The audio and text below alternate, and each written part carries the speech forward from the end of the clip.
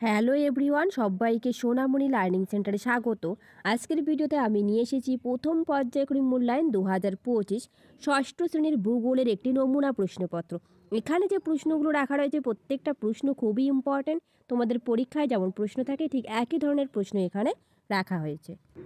এবারের পরীক্ষায় তোমাদের হবে 30 নাম্বার এবং সময় থাকবে 1 ঘন্টা।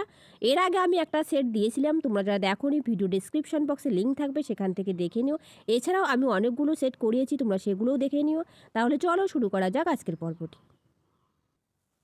দেখো, একের দাগে বলেছে সঠিক উত্তরটি বেছে নিয়ে লেখো যে কোনো 6টি।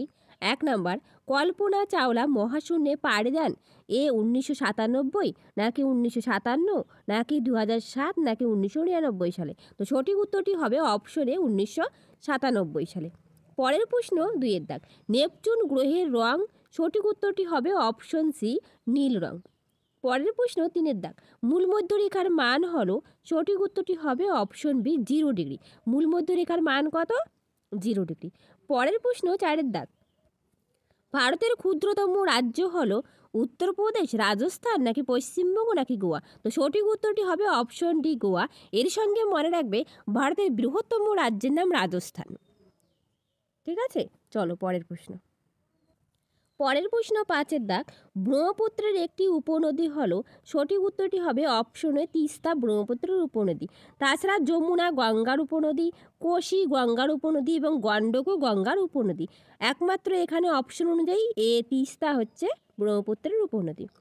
পরের প্রশ্ন 6 এর দাগ, ভারতের দীর্ঘতম নদী হলো অপশন বি, গঙ্গা। এর সঙ্গে মনে রাখবে ভারতের বৃহত্তম নদী যদি বলে তাহলে হবে ব্রহ্মপুত্র, আর যদি বলে দীর্ঘতম নদী তাহলে হবে গঙ্গা। পরের প্রশ্ন 7 এর দাগ, সূর্যের সবচেয়ে কাছের গ্রহটির নাম কি? উত্তর হবে বুধ সূর্যের সবচেয়ে কাছের গ্রহ, অপশন বি। পরের প্রশ্ন 8 এর দাগ, পৃথিবীর অক্ষ কক্ষতলের সঙ্গে 66.5 কোণে হেলে থাকে। উত্তর অপশন সি। চলো পরের প্রশ্ন। পরের প্রশ্ন 9 এর দাগ, পৃথিবীর নিরক্ষীয় ব্যাস মেরু ব্যাস অপেক্ষা 40 কিলোমিটার, 42 কিলোমিটার, নাকি 46 কিলোমিটার, নাকি 70 কিলোমিটার বেশি। তো সঠিক উত্তরটি হবে অপশন বি, 42 কিলোমিটার বেশি। পরের প্রশ্ন 10 এর দাগ, আকাশ যেখানে পৃথিবীতে এসে মিলিত হয় সেই বৃত্তাকার রেখাকে বলে। সঠিক উত্তরটি হবে অপশন বি, দিগন্ত রেখা। পরের প্রশ্ন 11 দাগ, সপ্তর্ষি মণ্ডল গঠিত হয়েছে। সঠিক উত্তরটি হবে অপশন বি, 7টি তারা দিয়ে।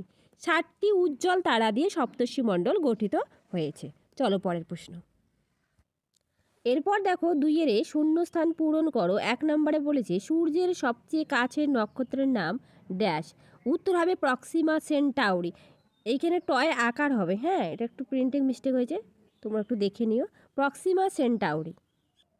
পরের প্রশ্ন 2 এর দাগ, সৌরজগতের 8টি গ্রহের মধ্যে ড্যাশ গ্রহের অভিকর্ষ বল সবচেয়ে বেশি। উত্তর হবে বৃহস্পতি গ্রহের অভিকর্ষ বল সবচেয়ে বেশি। পরের প্রশ্ন 3 এর দাগ, কোপার্নিকাস ছিলেন ড্যাশ দেশের জ্যোতির্বিজ্ঞানী। উত্তর হবে পোল্যান্ডের জ্যোতির্বিজ্ঞানী। এরই সাথে বলে রাখি, তোমরা যারা নতুন প্লিজ চ্যানেলটা সাবস্ক্রাইব করে পাশে থাকবে, এবং যদি ভিডিওটা ভালো লেগে থাকে লাইক শেয়ার অ্যান্ড কমেন্ট করবে। আর যদি তোমাদের কোনো বিষয় নিয়ে কোনো ডাউট থাকে অবশ্যই কমেন্ট বক্সে কমেন্ট করবে, আমি কমেন্টে রিপ্লাই দেওয়ার চেষ্টা করব। চলো পরের প্রশ্ন। পরের প্রশ্ন 4 এর দাগ, নিরক্ষরেখার অপর নাম ড্যাশ। উত্তর হবে বিষুব রেখা। আর বিষুব কথার অর্থ হলো সমান, অর্থাৎ দিন রাত্রি সমান, এটা একটু মনে রাখবে। পরের প্রশ্ন 5 এর দাগ, পৃথিবীর পরিধি প্রায় ড্যাশ কিলোমিটার। উত্তর হবে 40,000 কিলোমিটার। পরের প্রশ্ন 6 এর দাগ, গডউইন ওয়েস্টিনের উচ্চতা ড্যাশ। উত্তর হবে 8,611 মিটার। গডউইন ওয়েস্টিন অর্থাৎ কেটু, কেটুর উচ্চতা কত? 8,611 মিটার।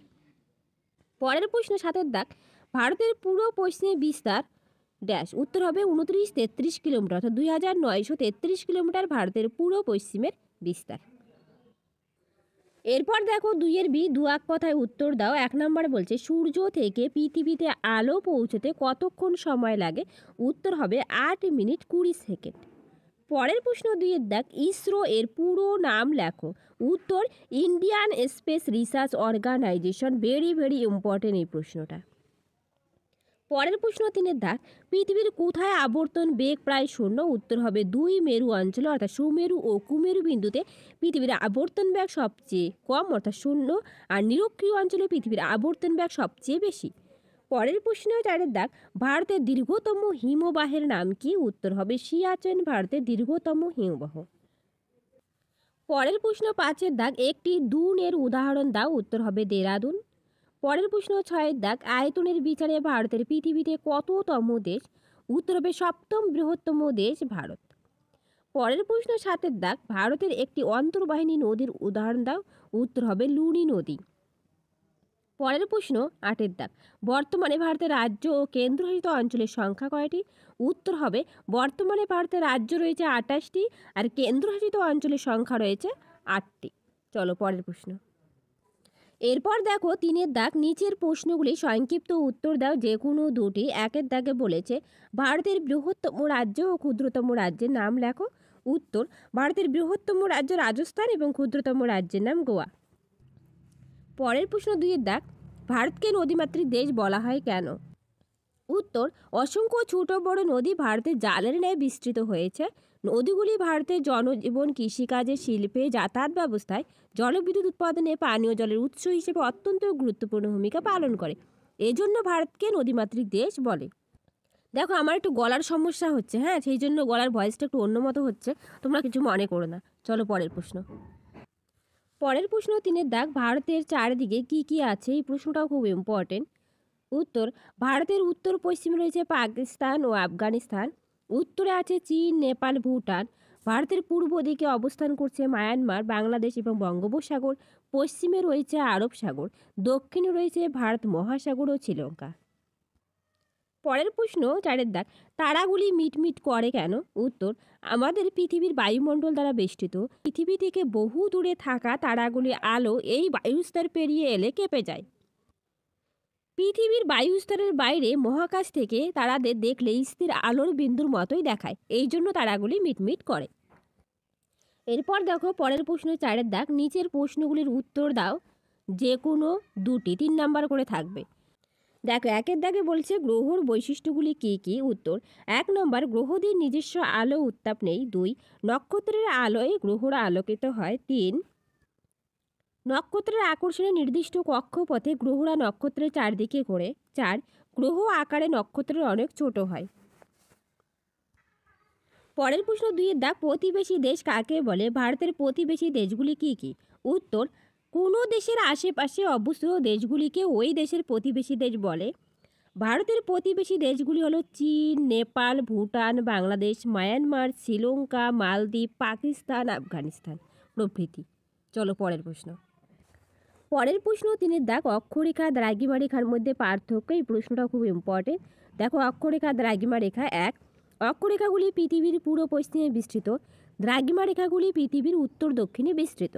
2, অক্ষরেখাগুলি পূর্ণবৃত্ত, দ্রাঘিমা রেখাগুলি অর্ধবৃত্ত। 3, অক্ষরেখাগুলির দৈর্ঘ্য নিরক্ষরেখার উভয় দিকে ক্রমশ কমতে থাকে আর প্রতিটি দ্রাঘিমা রেখার দৈর্ঘ্য সমান হয়। প্রত্যেকটা প্রশ্নই কিন্তু খুবই ইম্পর্টেন্ট।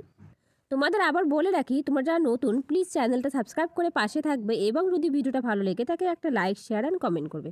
চলো পরের প্রশ্ন।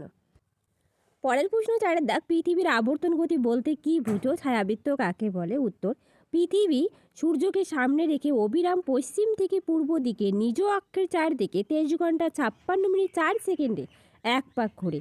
একেই পৃথিবীর আবর্তন গতি বা আহ্নিক গতি বলে। এবার দেখব ছায়াপথ কাকে বলে, ছায়াবৃত্ত কাকে বলে? উত্তর, আলো আর অন্ধকারের মাঝে একটা স্পষ্ট পূর্ণবৃত্তাকার সীমারেখা দেখা যায়, ওই সীমানা বরাবর যে বৃত্তরেখা তৈরি হয় তাকে ছায়াবৃত্ত বলা হয়। এই প্রশ্নটাও খুবই ইম্পর্টেন্ট। এরপর দেখো 5-এর দাগ, নিচের প্রশ্নগুলোর উত্তর দাও যে কোনো দুটি। 5 নম্বর করে থাকবে। 1 নম্বর বলছে গঙ্গা নদীর গতিপথ বর্ণনা করো। দেখো উত্তর, গঙ্গা একটি আদর্শ নদী। 1 নম্বর দেবে, এই নদীটি গঙ্গোত্রী হিমবাহের গোমুখ তুষার গুহা থেকে উৎপন্ন। প্রথম অবস্থায় এর নাম ছিল ভাগীরথী। 2 নম্বর পয়েন্ট করবে, উত্তরপ্রদেশের এলাহাবাদের কাছে প্রধান উপনদী যমুনার সাথে মিলিত হয়েছে। এরপর 3 নম্বর, মুর্শিদাবাদের ধুলিয়ানের কাছে পদ্মা ও ভাগীরথী হুগলি নামে দুটি শাখায় বিভক্ত হয়েছে। 4 নম্বর পয়েন্ট করবে, প্রধান শাখাটি পদ্মা নামে বাংলাদেশে এবং অপর শাখাটি ভাগীরথী হুগলি নামে পশ্চিমবঙ্গের উপর দিয়ে প্রবাহিত হয়ে বঙ্গোপসাগরে মিশেছে। চলো পরের প্রশ্ন। দেখো এই প্রশ্নটাও কিন্তু ভেরি ভেরি ইম্পর্টেন্ট, তোমাদের পরীক্ষাতে আসবেই। গঙ্গা নদীর গতিপথ, সিন্ধু নদীর গতিপথ এবং ব্রহ্মপুত্র নদীর গতিপথ, এই 3টা নদীর গতিপথ অবশ্যই পড়বে। ঠিক আছে, চলো পরের প্রশ্ন। পরের প্রশ্ন 2 দাগ, সিন্ধু নদের গতিপথ বর্ণনা করো। উত্তর, সিন্ধু নদের গতিপথ 1, সিন্ধু নদ তিব্বতের মানস সরোবরের নিকট কৈলাস পর্বতের একটি হিমবাহ থেকে উৎপত্তি হয়েছে। এরপর নদীটি ভারতে প্রবেশ করে জম্মু ও কাশ্মীর এবং হিমাচল প্রদেশের উপর দিয়ে প্রবাহিত হয়েছে। জম্মু ও কাশ্মীর এবং হিমাচল প্রদেশের মধ্যে সিন্ধু নদের 5টি উপনদী শতদ্রু, বিপাশা, ইরাবতী, চন্দ্রভাগা ও বিতস্তা বা ঝিলাম নদী প্রবাহিত হয়েছে। 2 নম্বর পয়েন্ট করবে, সিন্ধু নদটি এরপর পাকিস্তানে প্রবেশ করে। এই অংশে সিন্ধু নদ তার 5টি উপনদীর সঙ্গে মিলিত হয়েছে। 3, পরবর্তী পর্যায়ে সিন্ধু নদের মিলিত প্রবাহ পাকিস্তানের উপর দিয়ে প্রবাহিত হয়ে আরব সাগরে মিশেছে। চলো পরের প্রশ্ন। পরের প্রশ্ন 3 দাগ, ভূপ্রাকৃতিক বৈচিত্র্য অনুসারে ভারতকে কটি ভাগে ভাগ করা যায়? যে কোনো একটি ভাগের সংক্ষিপ্ত বিবরণ দাও। উত্তর, ভূপ্রাকৃতিক বৈচিত্র্য অনুসারে ভারতকে 5টি ভাগে ভাগ করা যায়। 1, উত্তরের পার্বত্য অঞ্চল। 2, উত্তরের নদীগঠিত সমভূমি অঞ্চল। 3, উপদ্বীপীয় মালভূমি অঞ্চল। 4, পশ্চিমের মরু অঞ্চল। 5, উপকূলের সমভূমি অঞ্চল ও দ্বীপপুঞ্জ। আমরা যে কোনো একটা আলোচনা করব। এখানে ভারতের উত্তরের পার্বত্য অঞ্চলের সম্পর্কে আলোচনা করব। দেখো, ভারতের উত্তরের পার্বত্য অঞ্চল অবস্থান প্রথমে বলবো। ভারতের একদম উত্তরে অবস্থিত উত্তরের পার্বত্য অঞ্চল। এই অঞ্চলটি উত্তর পশ্চিমে জম্মু ও কাশ্মীর থেকে শুরু করে উত্তর পূর্বে অরুণাচল প্রদেশ পর্যন্ত ধনুকের মতো অবস্থান করেছে। তারপর পয়েন্ট করবে পর্বতশ্রেণী। হিমালয় ও কারাকোরাম এখানকার প্রধান পর্বতশ্রেণী। হিমালয় পয়েন্ট করবে, হিমালয় কথাটির অর্থ বরফের গ্রহ, শর্ট কোশ্চেন আসতে পারে। উত্তর থেকে দক্ষিণে পরপর সমান্তরাল পর্বতশ্রেণী অবস্থান করছে। একদম উত্তরে রয়েছে হিমাদ্রি 600 মিটার, দক্ষিণে হিমাচল 3000 মিটারের বেশি, একেবারে দক্ষিণে অবস্থিত শিবালিক গড় উচ্চতা 1500 মিটারের কম। তারপর পয়েন্ট করবে কারাকোরাম। গড় ইউনিভার্সিটি 8611 মিটার, ভারতের উচ্চতম, বিশ্বের দ্বিতীয় উচ্চতম শৃঙ্গ। এখানে সিয়াচেন ভারতের দীর্ঘতম হিমবাহ দেখা যায়। এখানে অবস্থিত কতগুলি গুরুত্বপূর্ণ গিরিপথ হলো বানিহাল, জজিলা ইত্যাদি। তাহলে আজ রইল এ পর্যন্ত। আবার দেখা হবে নতুন আর একটা ভিডিওতে। যদি তোমাদের ভিডিওটা ভালো লেগে থাকে একটা লাইক, শেয়ার অ্যান্ড কমেন্ট করবে। আজ আমার শরীর খারাপ ছিল, তবুও তোমাদের জন্য একটা ভিডিও দিয়ে দিলাম। ঠিক আছে, চলো, থ্যাংক ইউ এভরিওয়ান।